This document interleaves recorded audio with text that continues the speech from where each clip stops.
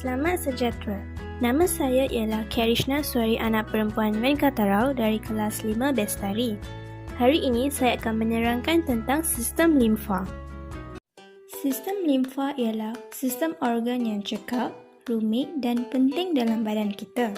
Tetapi ia kurang difahami. Badan kita mempunyai dua sistem peredaran darah utama untuk mengangkut cecair, sel, nutrien dan bahan buangan, kardiovaskular atau sistem darah dan sistem limfa. Mereka seperti dua sistem transit massa dengan penumpang, laluan dan destinasi.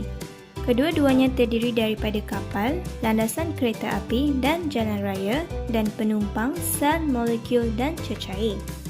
Sistem ini mengangkut penumpang dari seluruh badan. Sistem darah adalah seperti kereta api berkelajuan tinggi, ekspres tanpa henti. Ia membawa sel seperti sel darah merah, platelet dan sel imun dan air, nutrien dan molekul lain.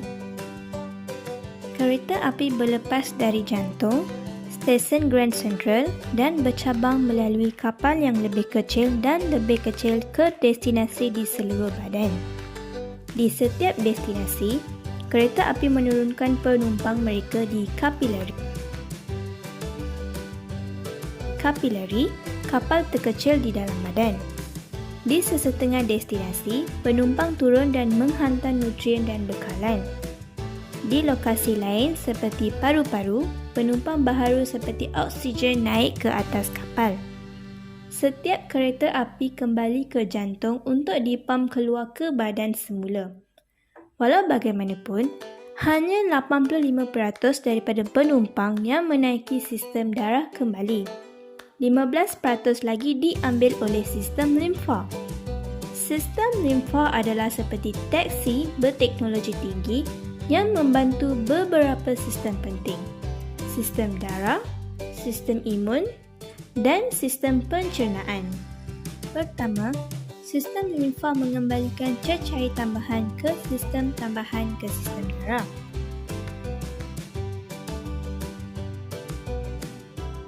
Limfa terdiri daripada protein, lemak, sel imun dan cecair tambahan yang telah bocor keluar dari sistem limfa yang perlu dikembalikan. Kapilari ini bergabung dengan saluran limfa yang bergabung menjadi batang yang lebih besar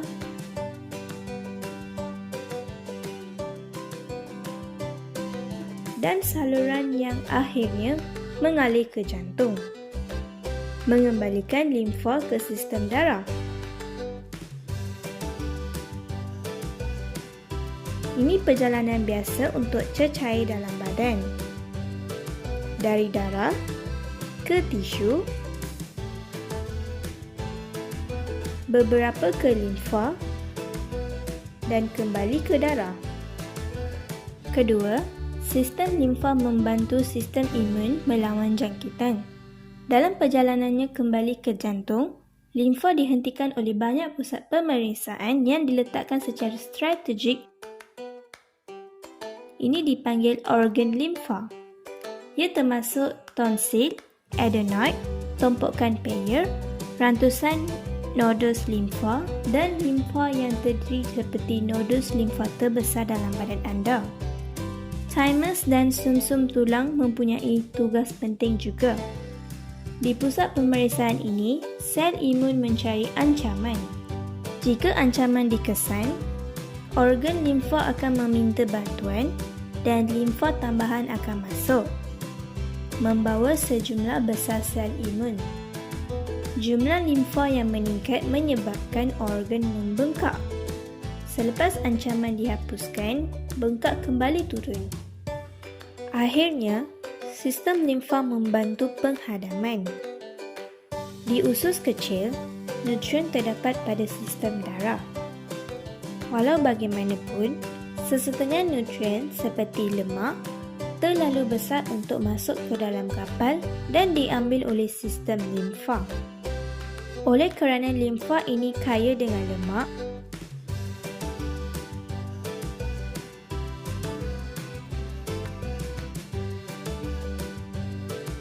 ia dipanggil chyle.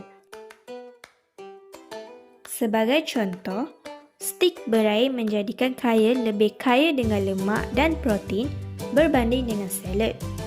Chyle bergerak ke atas limfa pusat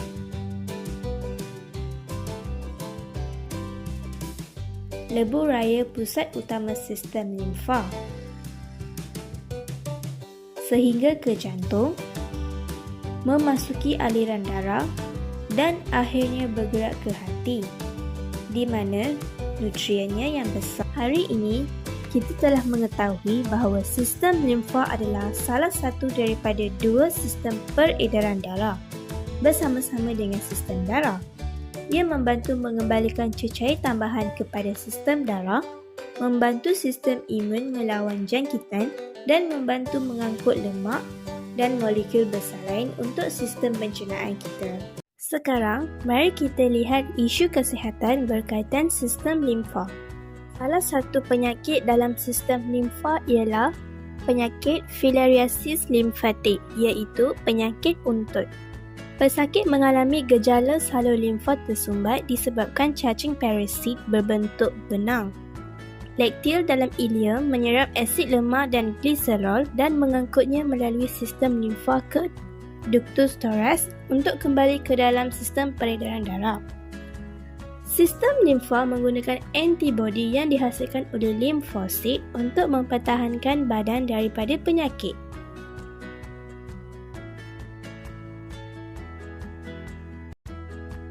Itu sahaja daripada saya. Sekian, terima kasih.